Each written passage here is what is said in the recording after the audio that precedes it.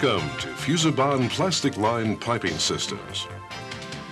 To ensure the proper operation of Fusibond plastic line piping systems, it is important that the proper techniques are used during field fabrication.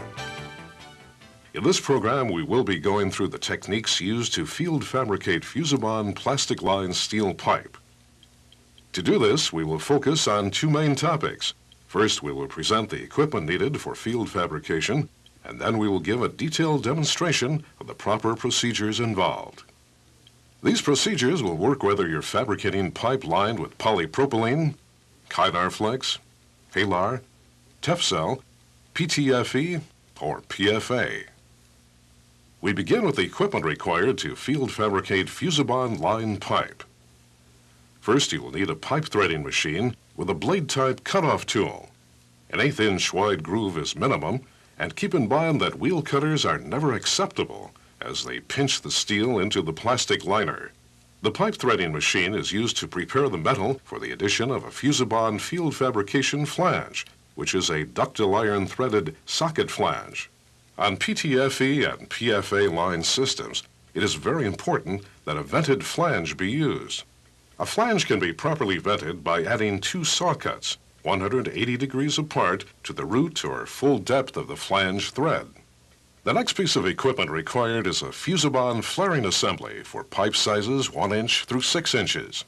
Also, a hot plate to heat the flaring head is required, as well as a heat gun to heat the liner. Notice the venting system on the side of the heat gun.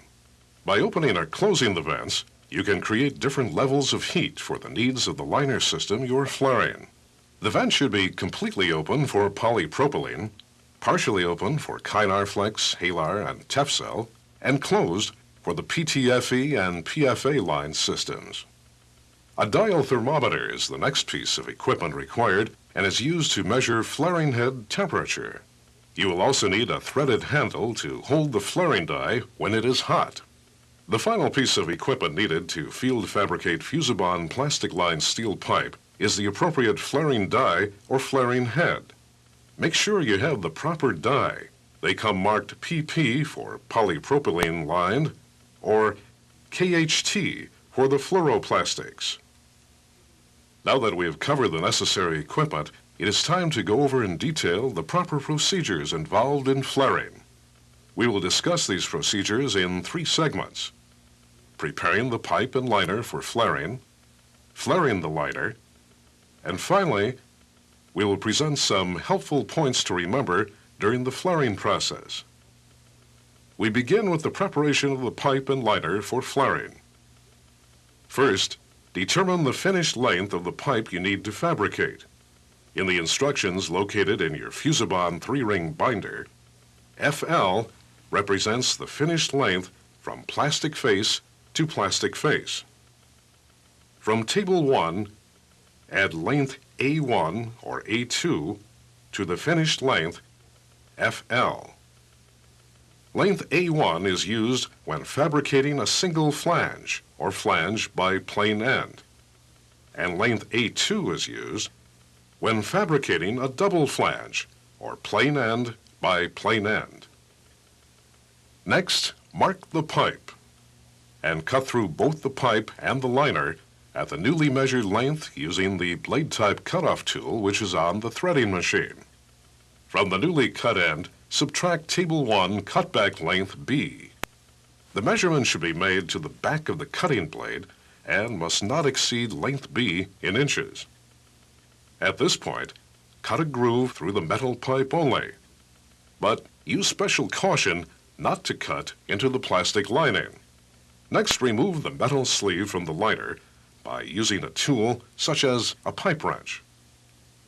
In a circular motion, rotate the metal sleeve 360 degrees using outward pressure away from the pipe. A punch or blade-type screwdriver can also be used to drive the ring off, but special care must be given not to mar the plastic. Now it is time to thread the pipe and attach a Fusibond field fabrication socket flange. The plastic extending beyond the flange face, distance C on Table 1, can vary from +0 inches to minus 3/16 of an inch and still provide a good sealing surface.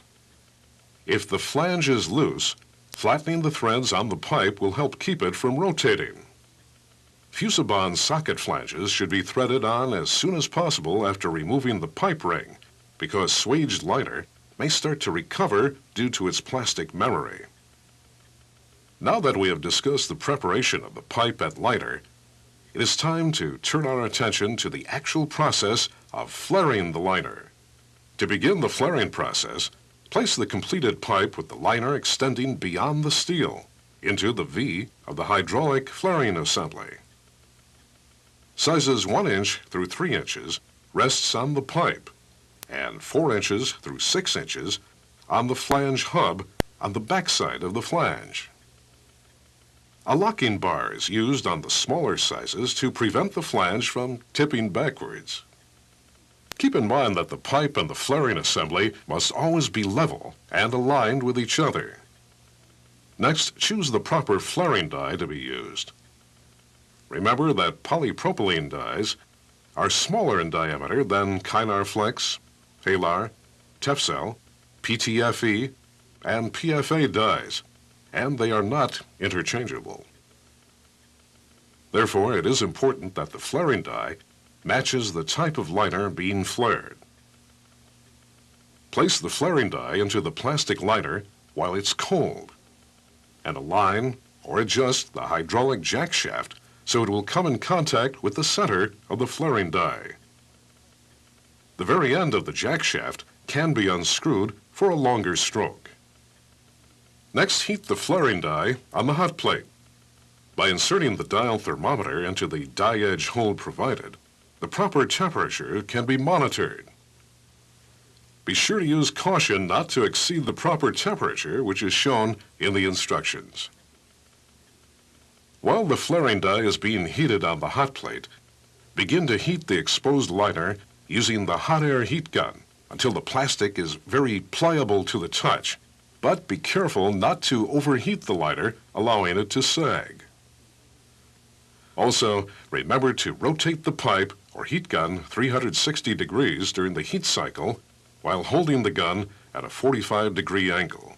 On the heat gun itself, remember that the vents should be closed for the PTFE and PFA line systems, partially open for Kynar Flex, Halar, and Tefcel, and completely open for polypropylene.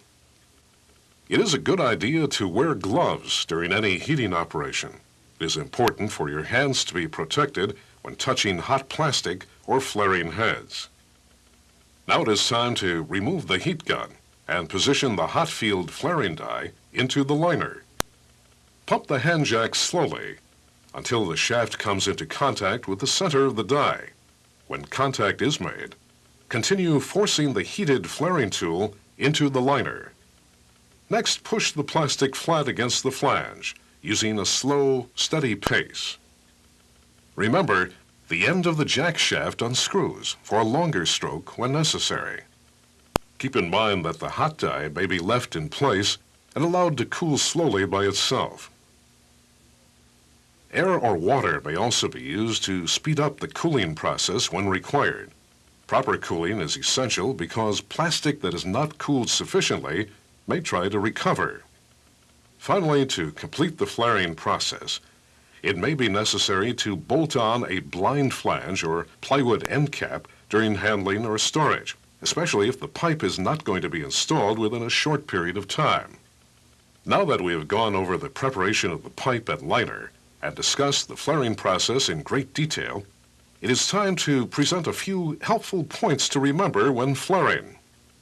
First of all, a mold release or carbon motor oil can be applied along the die edge just prior to flaring. This will help the plastic to slide over the face of the flaring die. The next helpful point to remember is that some lift of the plastic off the flange face is normal. Additional heating with the heat gun will help the plastic stay flatter if lift is excessive. Also, to minimize springback on loose liner, more heating of the liner just short of the plastic droop point may be necessary. If the lining is not heated sufficiently on the shorter pieces of pipe, it could move in during the flaring operation. Finally, with loose liner or very short pieces of pipe, make sure to bolt a blind flange to the other end or clamp the liner to the pipe with a padded C-clamp or vice grip pliers. This is always necessary with loose liner pipe. Let us quickly review what has been covered in this program. First, we discussed the equipment needed to field fabricate Fusibond plastic line steel pipe, and then we covered the flaring process, including preparation of the pipe and liner, flaring the liner itself, and some helpful points to remember during the flaring procedures. By following these instructions, you will be able to produce a finished piece of Fusibond plastic line pipe while maintaining the quality and integrity that each of Fusibond's customers require. If you have any problems or questions, please contact your local distributor or the factory direct.